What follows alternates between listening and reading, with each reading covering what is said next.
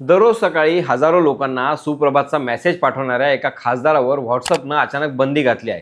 पण नेमकं काय घडलं की 31 जुलैपर्यंत त्यांना एकही मेसेज पाठवता येणार नाही. तर समाजवादी पक्षाचे ज्येष्ठ खासदार राम गोपाल यादव यांनी स्वतः सोशल मीडियावर ही माहिती दिली आहे.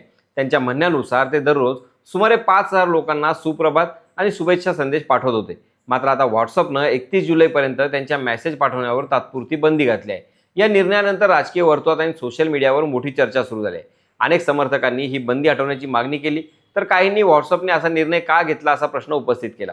किंबहुना व्हॉट्सअपच्या धोरणानुसार अल्पावधीत एकाच वेळी मोठ्या प्रमाणात मेसेज पाठवले गेल्यास स्पॅम किंवा गैरवापर टाळण्यासाठी संबंधित खात्यावर तात्पुरते निर्बंध लावले जाऊ शकतात. राम गोपाल यादव यांच्या प्रकरणातही नेमकं हेच कारण आहे का? याबाबत व्हॉट्सअपकडून अधिकृत स्पष्टीकरण अद्याप आलेलं नाही. तुमच्या मते एकाच वेळी हजारो मेसेज पाठवल्यामुळे अशी कारवाई योग्य आहे का? तुमचं मत कमेंटमध्ये नक्की सांगा. आणि अशाच महत्त्वाच्या अपडेटसाठी त्याचं काय महाराष्ट्राला इंस्टाग्रामला फॉलो करा आणि यूट्यूबला सबस्क्राईब करायला विसरू नका.